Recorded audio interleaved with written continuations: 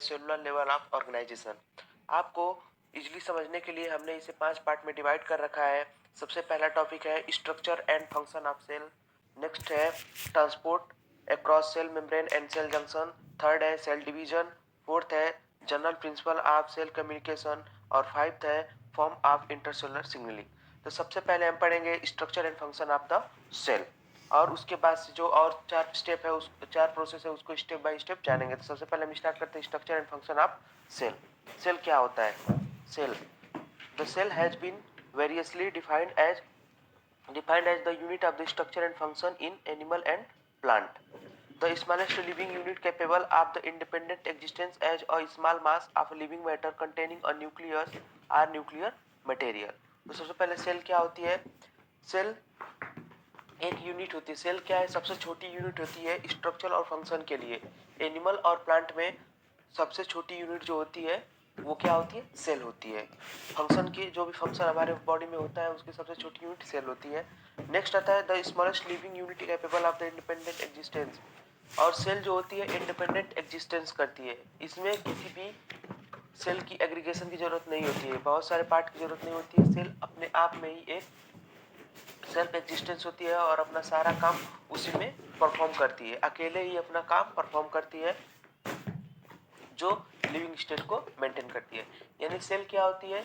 Cell अपना स्वयं काम, यानी कि सेल्फ कैपेबल होती है। सेल्फ अपना काम जितना भी वर्क करना होता है, जो भी मोटा मेटाबॉलिज्म हो गया या ट्रांसपोर्टेशन हो गया, एक सेल में ही होता है, और इस सारी प्रक्रिया होने के कारण वो लिविंग स्टेट में होती है। Next, history of the cell अगर हम बात करें तो the cell was the first discovered and the named by the Robert Hooke in 1665 and the first saw living cell by the Leeuwenhoek cell. They theory proposed by the Swan 1839। History of cell की अगर हम बात करें तो सबसे पहले cell को discover करने वाले थे रॉबर्ट हुक। 1665 ईस्वी में रॉबर्ट हुक ने इसे डिस्कवर किया था, वो भी कॉर्क सेल में। कॉर्क सेल जो आती है उसमें उन्होंने डिस्कवर किया था। एंड फर्स्ट आर लिविंग से, और लिविंग सेल को फर्स्ट डिस्क्राइब करने वाले थे ल्यूवेनहॉक और उसकी थ्योरी प्रपोज करने वाले थे 1839 में स्वान। ठीक है। नेक्स्ट आता है electron microscope structure of the cell. Cell की इलेक्ट्रॉन माइक्रोस्कोप जब हम स्ट्रक्चर देखेंगे इलेक्ट्रॉन माइक्रोस्कोप से तो क्या दिखेगा, ये चीज समझते हैं। पहला पॉइंट है all the cell are the made up of the protoplasm and viscid granular substance which consist of the water, electrolytes, protein, lipid and carbohydrate।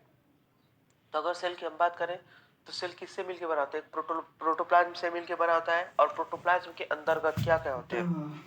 तो इलेक्ट्रोलाइट्स होते हैं, प्रोटीन होता है, लिपिड्स होता है, कार्बोहाइड्रेट होता है। नेक्स्ट पॉइंट अगर हम बात करें तो the protoplasm remain differentiated into an outer cytoplasm and the denser inner nucleus surrounding the cytoplasm there is a covering called cell membrane.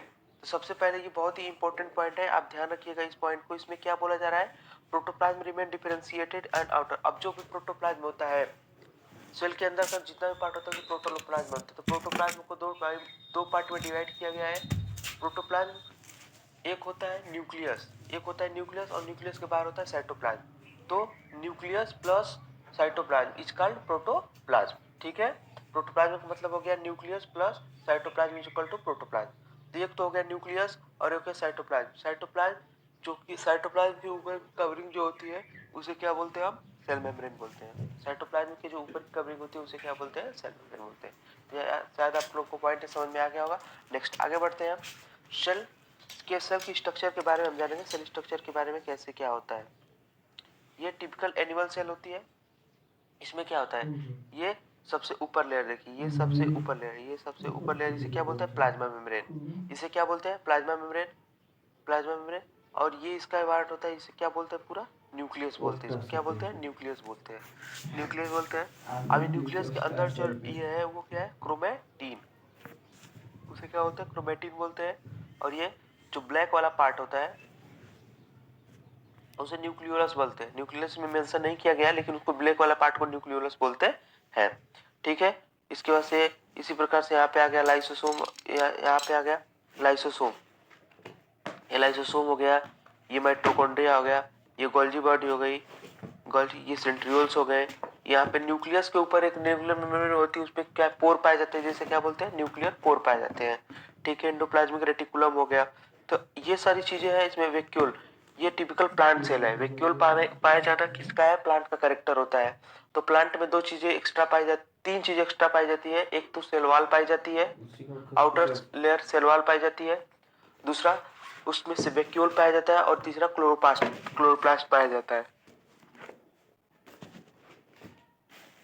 ये तीन चीजें होती है। क्या क्या होता है, तो वैक्यूल पाया जाता है, क्लोरोप्लास्ट पाया जाता है, और तीसरा क्या पाया जाता है, वैक्यूल पाया जाता है, और सेल वॉल पाया जाता है। ठीक है, नेक्स्ट, अगर ये आप लोगों को तो समझ में आ गया होगा कि सेल क्या होती है। अगर आप लोग को ऐसे समझ में नहीं आ रहा है तो चलिए हम एक एग्जांपल से आपको समझाते हैं सेल कैसे दिखता है। सेल का मेनली स्ट्रक्चर क्या होता है। अगर हमें नेकेड आई से तो सेल दिखेगी नहीं, तो अगर एक सेल क्या होता है, एक फैमिली मेंबर के जैसा होता है। सपोज डेट मान लीजिए हमारे पास एक घर है, तो घर जो हो गया वो हमारा घर हो गया, वो क्या हो गया, सेल मेम्ब्रेन हो गया। ठीक है, और घर को अगर चारों तरफ से हम बाउंड्री कर दें तो वो एक प्लांट सेल की तरह एक सेल वॉल हो जाएगी, जो उसकी कवरिंग हो जाएगी। ठीक है, अब घर के अंतर्गत मेंबर रहते हैं, सभी लोग मेंबर है। नॉर्मली मेंबर हमारे दादाजी होंगे, मम्मी पापा, दादी और भाई बहन जो भी होंगे, ये लोग जितने हैं मेंबर हैं। ये तो हो गया हमारा घर, हो गया सेल, और उसके अंतर्गत जितने ये लोग हैं ये हो गए सेल के कंस्टिट्यूएंट। सेल के अंतर्गत जो पाए जाने वाले ऑर्गेनल्स हो गए वो हो गए। ठीक है, अब जनरली सबके घर में कमांडिंग ऑफिसर कौन होता है, दादाजी होते हैं। तो सेल के अंतर्गत न्यूक्लियस होता है, तो अगर आप न्यूक्लियस को आप दादाजी मान लेते हो तो वही सबको कंट्रोल करते हैं। ठीक है, तो इसी प्रकार से हमारी सेल में भी ऐसे ही होता है। तो चलिए हम बात करते हैं सेल मेम्ब्रेन के बारे में। पढ़ेंगे सेल मेम्ब्रेन के बारे में। सेल मेम्ब्रेन क्या होता है, cell membrane is a thin elastic and highly complex structure composed of the protein and lipid. It is semi-permeable membrane containing the pores that allow the passage of the water, oxygen, CO2 and some solute in and out of the cell and play a vital role in the maintaining the homeostatic balance of the shell. Cell membrane क्या होती है, cell membrane outer covering होती है, shell की outer covering होती है। जैसे ये एनिमल सेल की बात करें तो आउटर कवरिंग क्या होती है, सेल मेम्ब्रेन होती है। और प्लांट सेल की बात करें तो सबसे आउटर कवरिंग क्या होती है, शेल वॉल होती है। तो सेल मेम्ब्रेन क्या होती है, एक इलास्टिक लेयर होती है जो कि लिपिड्स और प्रोटीन से मिलके बनी हुई होती है। अगर हम सेमी परमेबल मेम्ब्रेन, ये सेमी परमेबल मेम्ब्रेन होती है। सेमी परमेबल मेम्ब्रेन का क्या मतलब होता है, जो इलेक्ट्राइल को सेल के बाहर और सेल के अंदर आने के लिए जो अलाउ करे, यानी कि इलेक्ट्रोलाइट्स होते हैं, आयंस होते हैं, ऑक्सीजन होता है, CO2 होता है, इन सबको सेल के बाहर और सेल के अंदर आने के लिए अलाउ करे, उसे क्या बोलते हैं हम, सेल मेम्ब्रेन बोलते हैं। वही सेल मेम्ब्रेन होता है। इसका वाइटल रोल होता है किसमें, होम्योस्टेटिक मेंटेन करने में। जो भी हमारी बॉडी, जो भी हमारी सेल होती है होम्योस्टेटिक मेंटेन करती है, यानी कि आपने वही आप लोगों को बताया था कल हमने कि ECF का कंसंट्रेशन सेम होना चाहिए। अगर हमारे अंदर मेंटेन हो रहा है तो उसे इसमें ECF का कंसंट्रेशन मेंटेन होना चाहिए। उस चीज को मेंटेन करने का काम कौन करता है, सेल मेम्ब्रेन करता है। तो cytoplasm consist of the number of the structure called cell organelle. अब क्या होता है, सेल मेम्ब्रेन से जो ढका हुआ पार्ट होता है उसको साइटोप्लाज्म बोलते हैं, और साइटोप्लाज्म के अंतर्गत जो भी स्मॉलर स्ट्रक्चर्स होते हैं उसे क्या बोलते हैं हम, ऑर्गेनल, सेल ऑर्गेनल्स बोलते हैं। नेक्स्ट आता है माइटोकॉन्ड्रिया। माइटोकॉन्ड्रिया के बारे में ब्रीफ जानना है, ये हो गया माइटोकॉन्ड्रिया। एटीपी सिंथेसिस करने का ये होता है, इसमें डीएनए भी होता है, इनर मेम्ब्रेन होती है, आउटर मेम्ब्रेन होती है, और इसका जो फोल्डिंग वाला पार्ट होता है उसे क्या बोलते हैं, क्रिस्टा बोलते हैं।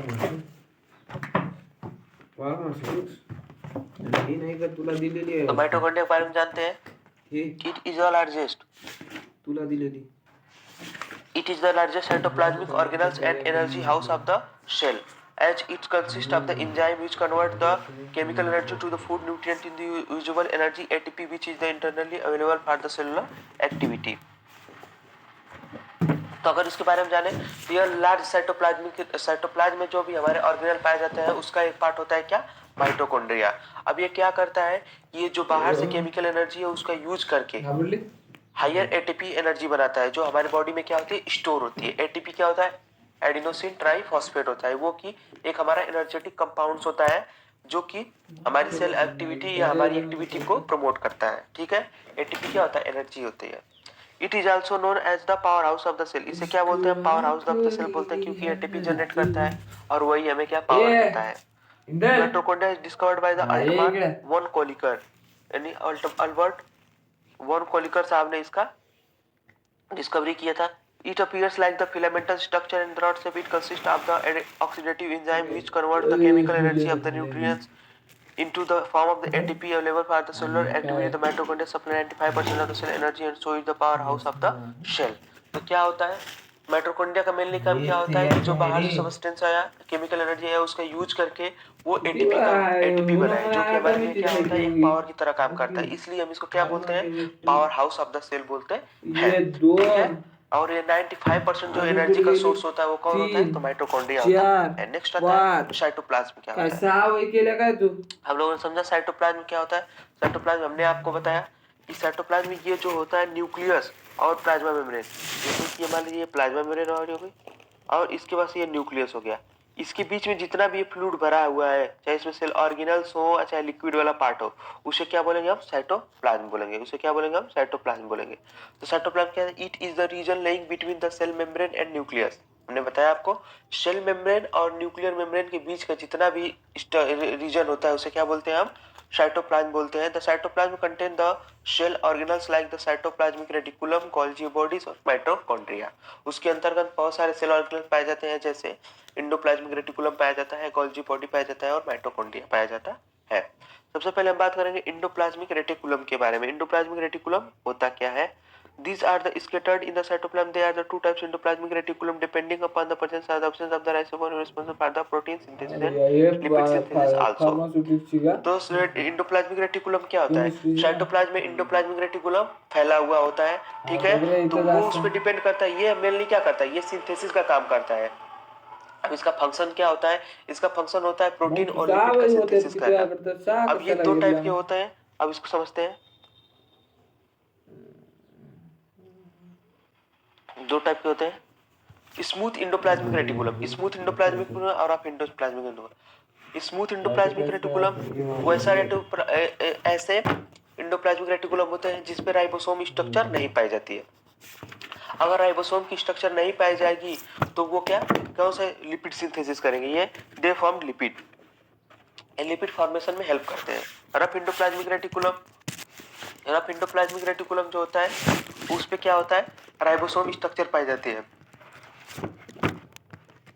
अब राइबोसोम स्ट्रक्चर पाई जाएगी तो वे प्रोटीन का फॉर्मेशन करते हुए क्या प्रोटीन का फॉर्मेशन करते हैं ये हो गया smooth endoplasmic rough endoplasmic. Next आता है lysosome they are the minute structure containing the enzyme that digested the remove the particle which are the useless or may be harmful for the cell. Lysosome produce hydrolytic enzymes such as the phosphatase acid ribonucleases। तो lysozyme क्या होता है lysozyme भी एक क्या होता है एक माइन्यूट स्ट्रक्चर होती है जो लेयर से घिरी होती है यानी कि लेयर से घिरी हुई होती है उसके अंदर क्या बहुत सारे एंजाइम भरे होते हैं जो भी हमारे सेल में यूजलेस पार्टिकल होते हैं या यूजलेस सब्सटेंस होते हैं उसको क्या करती है डाइजेस्ट कर जाती है और उसे एनर्जी में कन्वर्ट कर दी जाती है इसे बोलते हैं लाइसोसोम बोलते हैं। लाइसोसोम आल्सो इंजाइम रखता है किसके लिए कार्बोहाइड्रेट के मेटाबॉलिज्म के लिए या लिपिड के मेटाबॉलिज्म के लिए बहुत सारे एंजाइम कंटेंट करता है और इसका जो एक्टिवेशन पीएच होता है वो 5 पे होता है याद रखिएगा इस पे एक्टिवेशन इसका पीएच कितना होता है 5 होता है 5 पीएच पे ये क्या होता है एक्टिवेट होता है।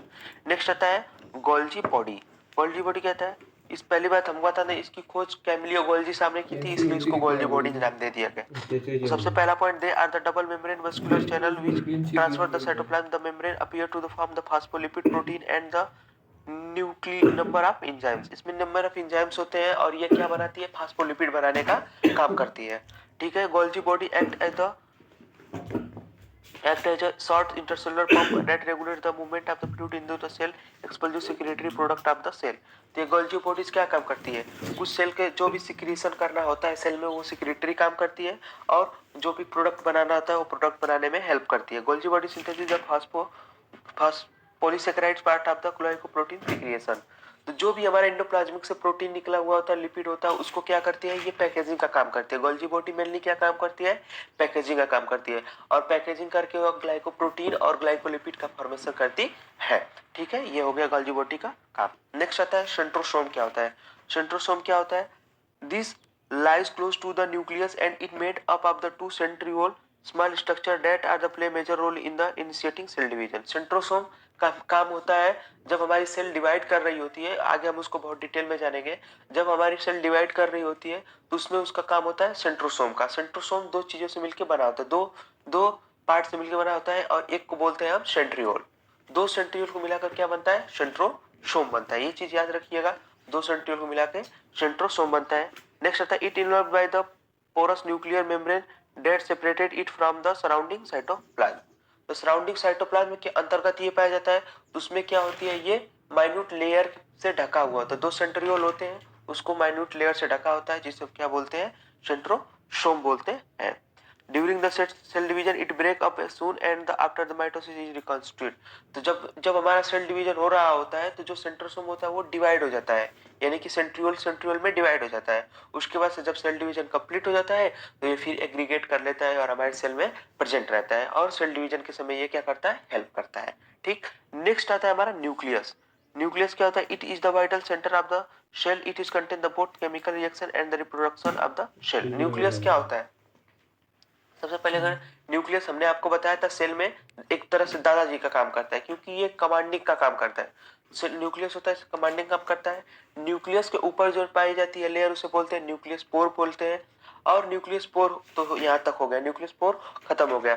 अब इसमें आता है डीएनए मटेरियल पाया जाता है। इसमें क्या हो जाता है? डीएनए मटेरियल पाया जाता है जो कि हमारे जेनेटिक कंट्रोल को रेगुलेट करता है। जेनेटिक कंट्रोल रेगुलेट करता है, जैसे कि हमारे मतलब कि फादर से चिल्ड्रन में जो कौन सा करेक्टर जाएगा कौन सा करेक्टर नहीं जाएगा वो किसके थ्रू होता है? मेनली डीएनए के थ्रू होता है।